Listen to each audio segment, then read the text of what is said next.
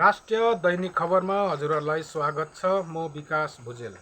सर्वप्रथम त पूर्व विधायक, मन्त्री, मुख्यमन्त्री, सांसद, राज्यपाल सबैले मासिक वेतन पेन्सन पाउँछ, उहाँहरूलाई प्राप्त हुन्छ। तर स्थानीय जनता जो दैनिकी रूपमा बर्खे झरीसँग जुझेर घामसँग लडाईँ खेलेर हरियो साग सब्जी उत्पादन गरेर सहर बजारलाई दिने ती कृषक दाजुभाइ तथा ठुल्ठुला चट्टान फोरेर सडक निर्माण, पुल, ठुल्ठुला भवन निर्माण गर्ने ती मजदुर दाजुभाइ र दैनिकी रूपमा सेवा पुर्याइरहेका हाम्रा चालक वर्गहरूलाई भने त्यति सुविधा उपलब्धि गरिएको छैन आजसम्म सरकारले।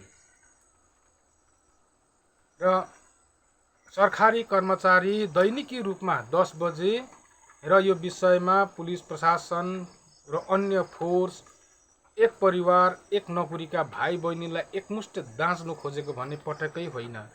दैनिकी रूपमा सरकारी कर्मचारी 10 बजे आफ्नो कार्यालय पुगेर कार्यभार सम्हालेको हुन्छ, 4 बजे उनको बिदा हुन्छ भने एउटा मजदुर शरीरबाट तुर्ती पसिना चुहाउँदै विभिन्न क्षेत्रमा उसले काम गरेको हुन्छ र गर्नुपर्ने समय हुन्छ बिहान पुगेर 8 बजी बेलुकी 5 बजीसम्म। तर उसको जेला 500-600 सिवा अरू केही पनि छैन।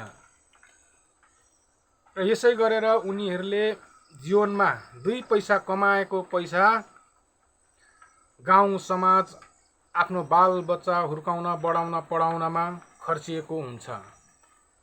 अन्तमा बुढेसकालमा अगेना रुङारुङ सुङासुङ ठुङाठुङ सिवा अरू केही पनि हुँदैन। छोराछोरी हुर्किन्छ बढ्छ, छोरी ज्वाइँको धनी हुन्छ, यो नियम हो। छोरा बुहारीको धनी हुन्छ। हाम्रो गाउँ समाजमा 100% नै आमा बाउहरूको विधवाहरूको सेवा पुर्याएको छ भन्ने पनि छैन। 10%ले आमा बाउदेखिको बुहारी पाएपछि छेउ लागेको पनि देखिएको छ। यसमा सबैलाई फेरि दाँच्नु खोजेको पनि होइन। यो विषयमा सरकारले वृद्ध भत्ता उपलब्ध गराएको छ र यसमा कयौं वृद्धहरूले यस भत्ता पाउनबाट पनि आजसम्म वञ्चित नै रहेको छ। जुन बेला सिक्किम भारतमा विलय हुन अघि सिक्किम राष्ट्रको महाराजाले लेप्चा भोटिया नेपाली सुरक्षाको निम्ति प्रदान गरेको सिक्किम सब्जेक्ट उक्त समय कयौंले बनायो भने कयौंले यो लाटाको धोती हामीलाई के गर्नु भनेर उहाँहरूले बनाउनु सकेन र आजसम्म उहाँहरू हरेक कुरामा वञ्चित नै रहेको देखिन्छ। र यसो गर्दाखेरि भारतमा सिक्किम विलय हुनु अघि जुन धुरी खजाना थियो, यो धुरी खजानाको आधारमा पनि सिक्किम सरकारले हरेक कुराको सुविधा उपलब्ध गराउनु सक्ने देखिन्छ र गरिदिए बढी उत्तम हुने देखिन्छ। चालक दाजुभाइले दिन रात एक गरेर आफ्नो चाहे पढाइको होस् वाहन चलाएर सेवा पुर्याइरहेको छ।